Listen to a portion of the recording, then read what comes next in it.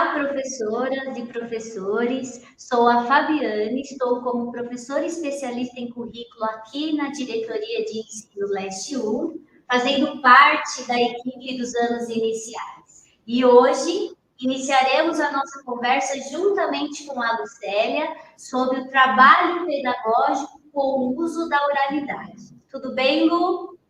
Olá, sejam bem-vindos. Desejamos que todos estejam bem e que tenhamos aí uma excelente reunião de trabalho. E os objetivos desta formação são propiciar o desenvolvimento do comportamento leitor por meio de apreciação de indicação literária e réplica, refletir sobre as inter-relações entre a oralidade escrita, reconhecendo a diversidade e a heterogeneidade de gêneros orais e escritos e suas implicações no trabalho pedagógico do componente curricular língua portuguesa no ciclo de alfabetização, compreender que os usos do oral e do escrito complementam-se nas práticas de letramento e que a fala e a escrita se relacionam em vários níveis, dos aspectos sociodiscursivos aos aspectos notacionais. E, por último, refletir sobre o ensino da oralidade na escola, considerando os objetivos didáticos e as interfaces que estabelece com a escrita. E agora, a nossa indicação literária, que compartilharemos com vocês, é uma obra de Ricardo Azevedo, 19 poemas desengolçados. É através dos poemas, trovas e adivinhas que o autor brinca com as palavras e também convida as crianças à reflexão sobre os assuntos importantes. E agora, falando um pouquinho de Ricardo Azevedo, ele é escritor, ilustrador paulista, nascido em 1949, é autor de muitos livros para crianças e jovens, entre eles Um Homem no Sótão, A Casa do Meu Avô, A Aula do Carnaval e outros poemas. Aqui deixaremos várias indicações para trabalharem com os estudantes, consultarem no acervo da escola, na biblioteca. E ele tem muitos livros que ganharam o prêmio Jabuti. E dos prêmios que ele ganhou foi exatamente dessa obra que estamos indicando para vocês, 19 poemas desengolçados. Vamos ler um poema? Aula de leitura. A leitura é muito mais do que decifrar palavras. Quem quiser parar para ver, pode até se surpreender. Vai ler nas folhas do chão, se é outono ou se é verão, nas ondas soltas do mar, se é hora de navegar, e no jeito da pessoa, se trabalha ou se é à toa, na cara do lutador, quando está sentindo dor. Vai ler na casa de alguém o gosto que o dono tem, e no pelo do cachorro, se é melhor gritar socorro, e na cinza da fumaça, o tamanho da desgraça. E no tom que sopra o vento, se corre o barco ou vai lento. Também na cor da fruta e no cheiro da comida, e no ronco do motor, e nos dentes do cavalo, e na pele da pessoa, e no brilho do sorriso. Vai ler nas nuvens do céu, vai ler na palma da mão, vai ler até nas estrelas e no som do coração.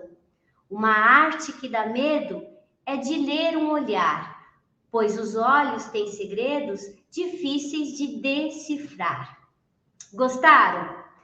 Bem, a leitura inicial permite às crianças ampliar o repertório cultural, aumentar a familiaridade com a língua, desenvolver o comportamento leitor e iniciar o processo formal de alfabetização.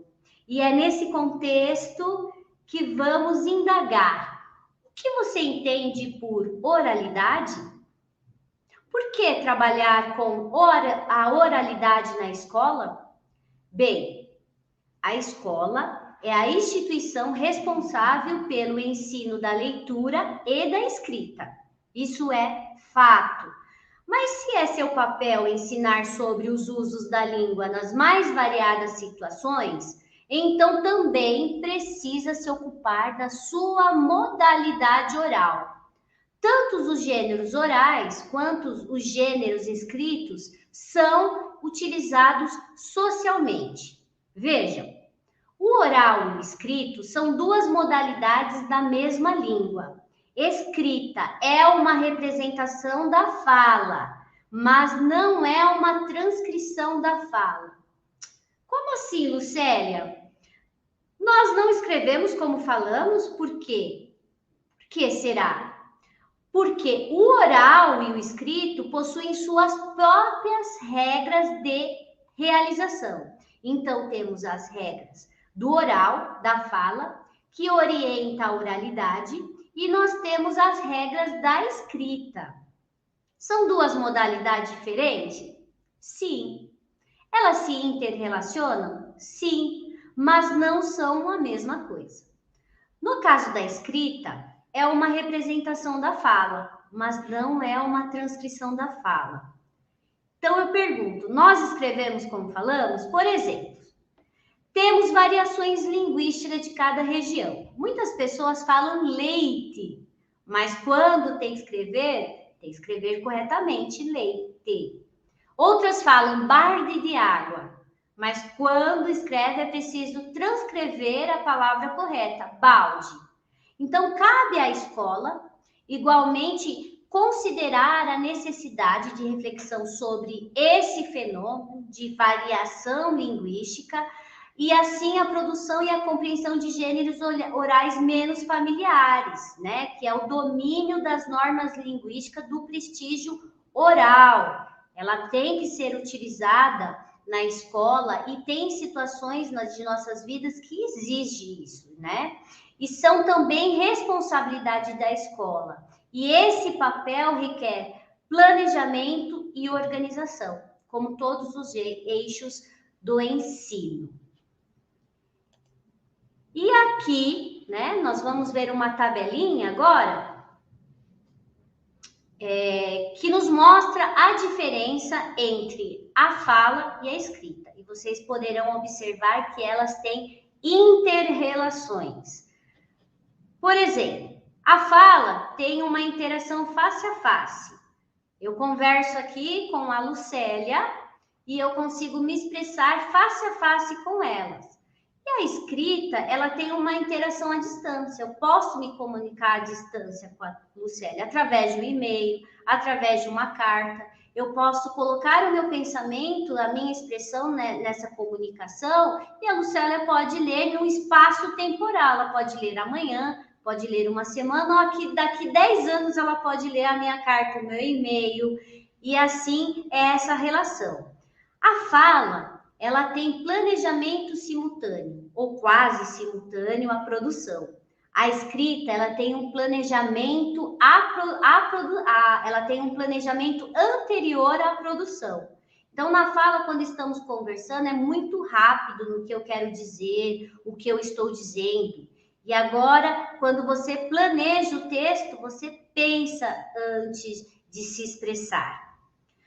No caso aqui da criação coletiva, administrada passo a passo, em relação à escrita, a criação é individual, o interlocutor responde com base na resposta que eu converso ali, né? Então, eu volto a colocar o meu pensamento numa relação coordenada, coletiva. É diferente da escrita, que é uma criação individual. Na fala, tem a impossibilidade de apagamento. A hora que eu, né, Lucélia, quando eu quiser... se eu quiser falar alguma coisa para a Lucélia, não tem como voltar atrás. Ai, eu magoei a Lucélia, né, Lu? Não tem como voltar, né, Lu?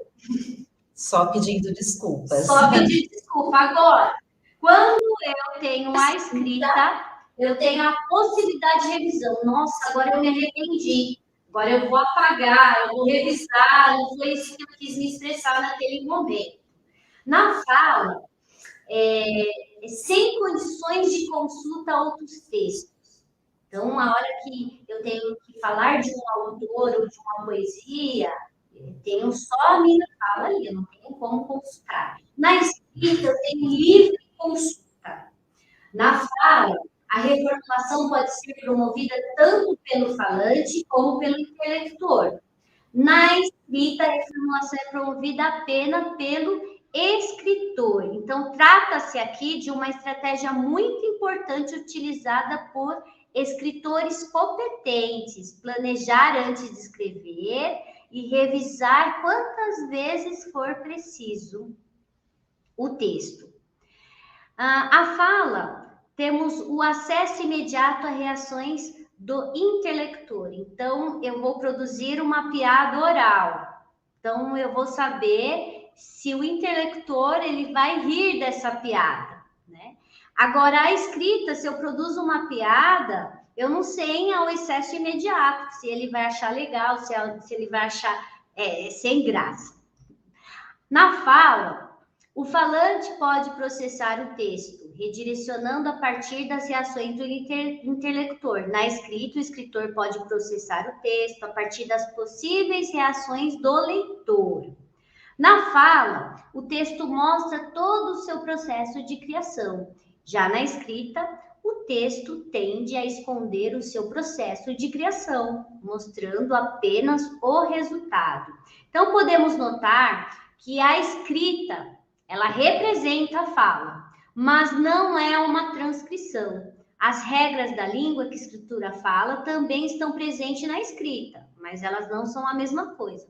Ocorre que a escrita tem uma maneira própria de representar a fala e que não basta fazer uma transcrição fonética. Por exemplo, a pausa. Quando eu falo, Lucélia, como foi o seu dia ontem? Eu dou uma pausa e depois eu prossigo com a mensagem. O que seria essa pausa na minha fala? Na escrita seria a vírgula. Outro exemplo aqui dessas inter-relações entre essas modalidades, vamos falar sobre uma reportagem na TV.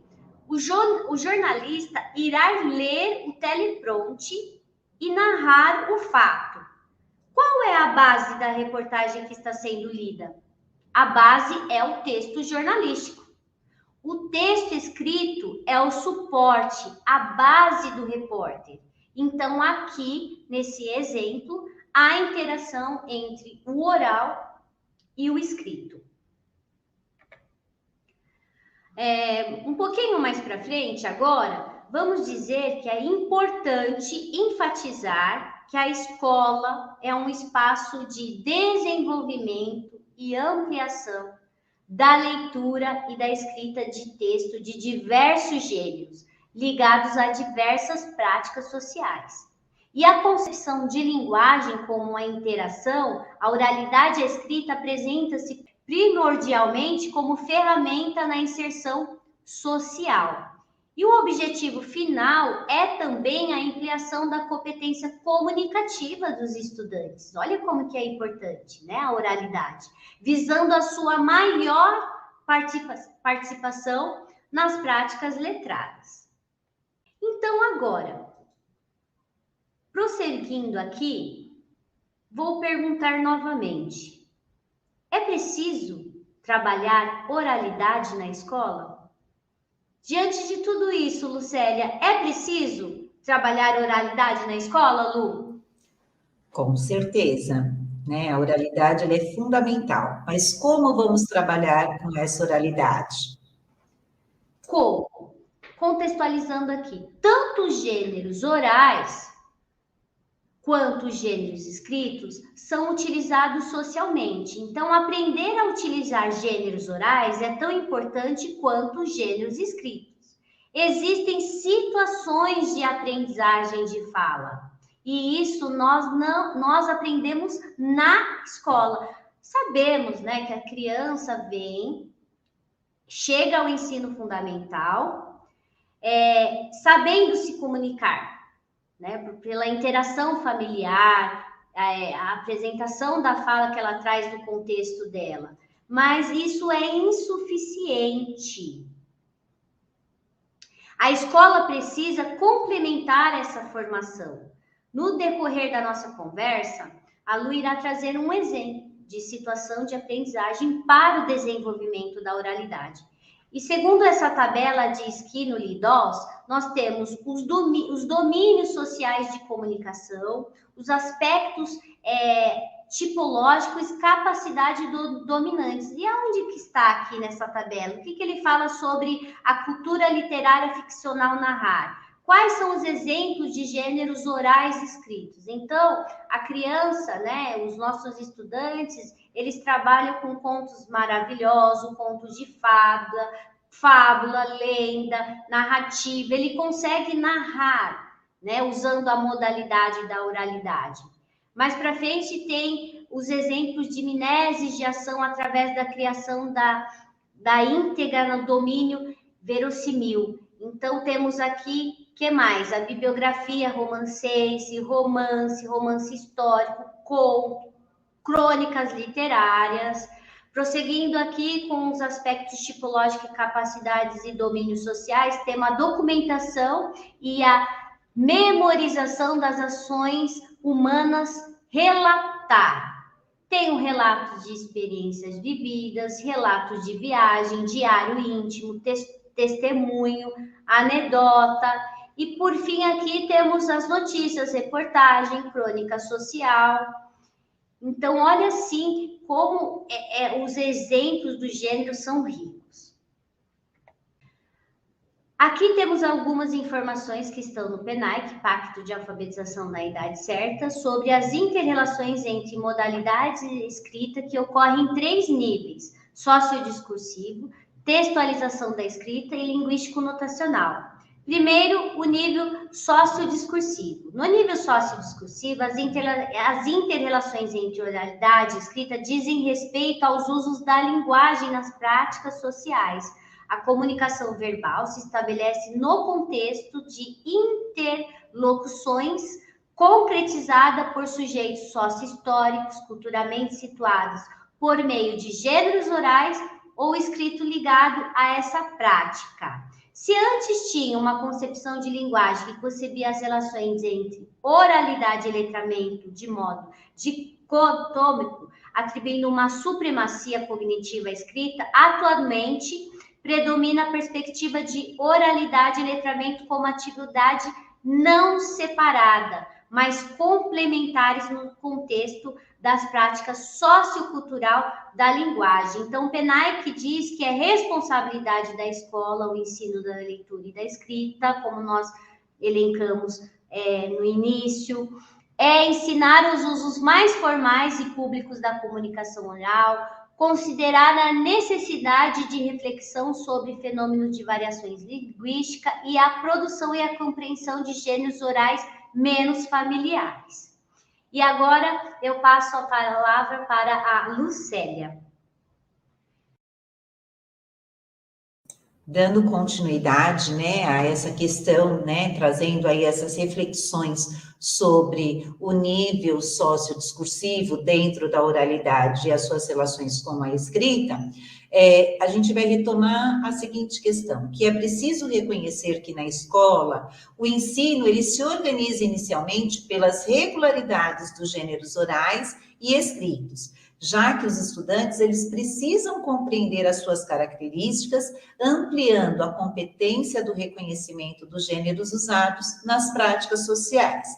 Deste modo, as práticas de letramento, organizadas na sala de aula, no trabalho tanto com gêneros orais quanto escritos, devem ser considerados a partir das suas modalidades, entendendo aí a língua que interage e influencia mutuamente nessas modalidades. Na organização do trabalho pedagógico, os estudantes eles podem participar de situações variadas envolvendo diferentes gêneros orais que devem ser bem planejadas, considerando as experiências dos estudantes e possibilidades de desenvolvimento do seu repertório, seus conhecimentos prévios, a adequação do gênero à faixa etária, dentre os outros aspectos. Mesmo na contação de história, por exemplo, em pequenas exposições orais, preparadas com a ajuda do professor, os estudantes já podem começar a refletir sobre as diferentes exigências postas por situações distintas do uso da linguagem oral. Os gêneros orais mais formais, por exemplo, eles estabelecem frequentemente relações com a escrita. Então, eu tenho um seminário situado, que é uma situação em que os conteúdos escolares específicos são oralmente comunicados pelos estudantes. Exige um planejamento que se apoia em textos escritos, sejam em roteiros ou nos próprios textos a partir dos quais preparam a fala. No caso do debate, ele exige igualmente a preparação de argumentos, o estudo dos temas a serem debatidos. A entrevista, ela é um texto estruturado e formal. Esses gêneros orais mais formais são chamados de gêneros secundários. Então, segundo a perspectiva de Bakken, os gêneros secundários, eles são próprios de esferas sociais públicas de comunicação e circulação dos discursos, que implicam em situações de produção mais complexas. Então, trazendo um pouquinho mais, né, essa questão da oralidade, essas inter-relações, nós vamos pensar aí em algumas dimensões do eixo da oralidade, dentro do nível sociodiscursivo. E o que nós temos aí, nós temos 4 eixos principais, né? Então, nós temos a dimensão de produção e compreensão de gêneros orais, que é aquela que implica mais fortemente as capacidades do uso da linguagem oral em situações de interação diversas, onde nós encontramos gêneros orais secundários, como as entrevistas, seminários e entre outros. Já na dimensão das relações entre fala e escrita, ela implica em reflexões sobre as semelhanças e as diferenças entre textos orais e escritos em diferentes níveis. Eu posso falar do nível discursivo, textual e linguístico.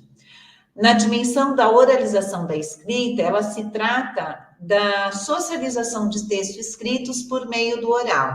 Embora Marcucci e Dionísio, eles afirmem que essa não se constitui propriamente de uma situação de produção de textos orais, pois o texto ele já exige uma modalidade de escrita, e a oralização desse escrito, ela mobiliza diversas marcas da oralidade. Por fim, na dimensão da oralização do texto da tradição oral, propõe a reflexão sobre gêneros que se difundiram pela cultura oral. E é preciso levar em conta que, para a organização do trabalho pedagógico, no ciclo de alfabetização, esses gêneros eles se constituem um rico repertório para as primeiras experiências de leitura e são privilegiados para reflexão sobre a escrita alfabética, como nós sabemos. Assim, nota-se que as dimensões do eixo oralidade no trabalho relativo à língua portuguesa encontram articulações diversas com a escrita, como argumentadores no contexto do ensino, especialmente nos anos iniciais, é insustentável a abordagem do oral puro, sem alguma relação com a escrita. Afinal, já as diversas práticas na educação infantil, elas articulam essas duas modalidades, como a escuta de histórias lidas pelo professor, o reconto, a recitação de poemas, o ditado ao adulto, colocando os estudantes em contato com a escrita via oralidade. Então, dando continuidade, nós vamos trazer agora um pouquinho sobre o nível de textualização da escrita. Então, como é que essa textualização, ela se relaciona, né, com a oralidade? Elas se relacionam tanto no nível sociodiscursivo quanto no nível linguístico. As relações entre a oralidade e a escrita, elas têm as suas semelhanças e diferença, como nós já vimos, bem como suas influências mútuas. Elas favorecem diversas situações de ensino e aprendizagem para ambas as modalidades. A fala e a escrita têm muita semelhança, já que são dois modos de representar a mesma língua. Mas tem suas diferenças e modos próprios de organizar e desenvolver e manter atividades discursivas e as suas estratégias preferenciais de textualização. As diferenças mais notáveis entre elas se dão na formulação textual ou na sua análise. No ciclo de alfabetização, é muito produtivo mobilizar situações orais como ponto de partida para entender o funcionamento linguístico e discursivo da escrita. A situação de ouvir a leitura oralizada pelo professor, diferente da contação de histórias sem livros e da explicação de conteúdo sem a presença do texto, favorece aí a aprendizagem de diversos aspectos da linguagem própria escrita, bem como o comportamento de leitores, como cita a Délia Lehner, e desenvolver aí diversas estratégias de leitura, como traz a Isabel Soler. Com essas muitas outras práticas de compreensão e produção de textos, elas articulam a escrita e a fala. Então, nós temos aí o reconto oral pelas crianças de histórias que foram lidas para elas, a reescrita de textos pelos alunos ou pelo professor como escrita, a produção coletiva de textos centradas nos aspectos textuais, o ditado ao professor, o uso de procedimentos recursivos da planificação e de revisão oral do texto escrito, a leitura e a escrita de textos que se sabe de memória, como os textos de tradição oral, em que há o ajuste do oral, que se sabe de cor, né, do texto, que se sabe de cor ao texto escrito, e a oralização de textos. Então, nós temos situações como a recitação de poema, bem como a representação teatral, que, embora sejam tipicamente a oralização da escrita, eles colocam muito fortemente em jogo os aspectos da prosódia, da entonação e ritmo da fala, dos recursos relevantes da oralidade. Então, oralizar nessas situações exige uma modulação especial da fala. Não é apenas para que o texto se torne interessante, mas exclusivamente para ressaltar os seus sentidos. As marcas da oralidade aparecem na expressividade da voz e na interação com o público. Por isso, essas situações estão presentes ao mesmo tempo no eixo da oralidade e no eixo da leitura.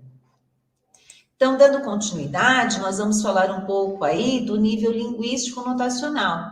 É uma relação necessária entre a fala e a escrita. Na própria história da escrita alfabética, nós podemos constatar que houve um encontro da escrita com a fala, quando os sinais gráficos passaram a anotar unidades sonoras da língua falada, como expressa a teoria da psicogênese, né, elaborada por Emília Ferreira e Aneta Berosky.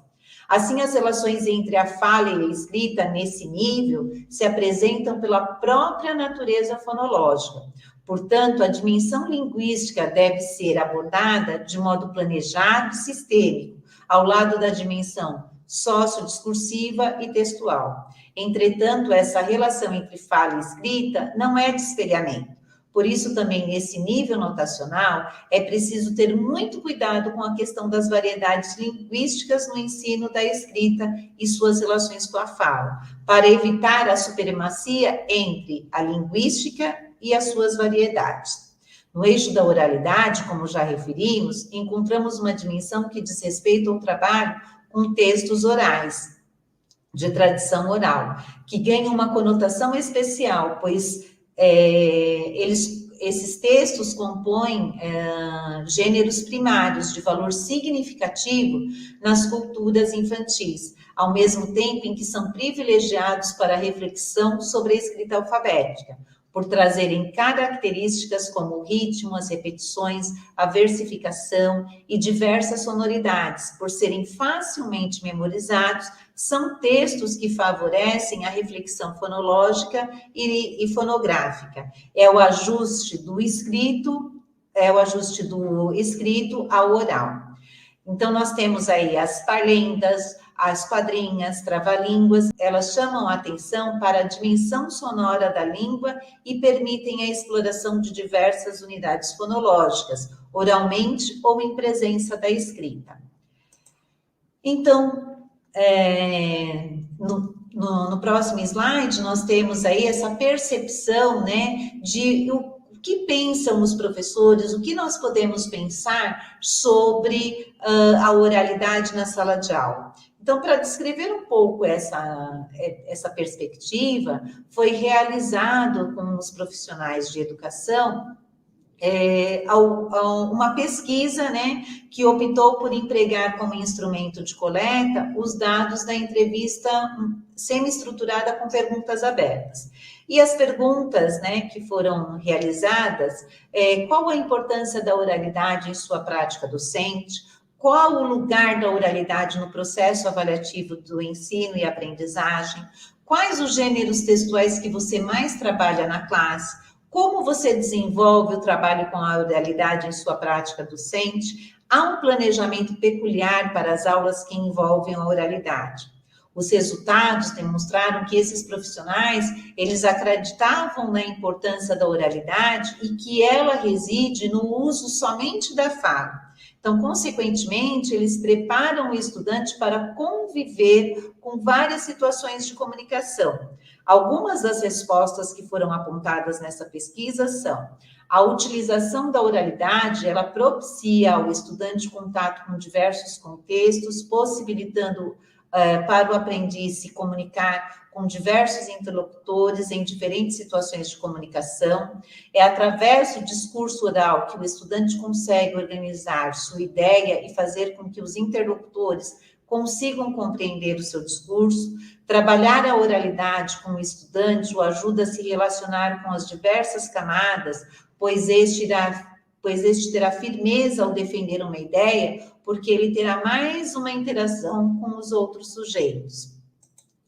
E aí é importante, né, nessa continuidade com esse trabalho, é importante o trabalho com os gêneros textuais na sala de aula, especialmente quando se trata dos gêneros do discurso, pois esses gêneros, eles estão voltados para princípios que envolvem a cidadania, as práticas sociais e fornecem informações para a sociedade, ou seja, trabalhar com a língua em uso, isso implica no fato de ouvir, falar, ler e escrever. Esses 4 fatores, com certeza, ajudam as crianças a se tornarem futuros oradores com pleno domínio de discurso. O trabalho com a oralidade, ela merece uma atenção especial voltada para a necessidade que os estudantes apresentam ao lidar com esse gênero. Os PCNs, já em 1997, eles já definiam a língua oral como um conteúdo escolar que deve ser trabalhado. Por isso é necessário que se faça um planejamento da ação pedagógica de forma a garantir na sala de aula atividades sistemáticas de fala, escuta e reflexão sobre a língua. O trabalho com a oralidade merece uma atenção especial, voltada para a necessidade de que os estudantes apresentam ao lidar com esse gênero. Muitas vezes a escola ela acha que o estudante já faz o uso dessa linguagem em seu cotidiano, e por isso não precisa ser trabalhado como um conteúdo em sala de aula. Porém, alguns estudantes menos favorecidos socialmente acabam se afastando do convívio com os outros por não saber se expressar de acordo com aquele contexto exigido.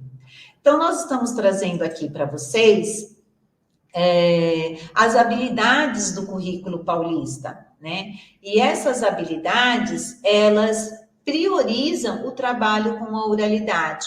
Então, nós podemos aí identificar a produção oral, né?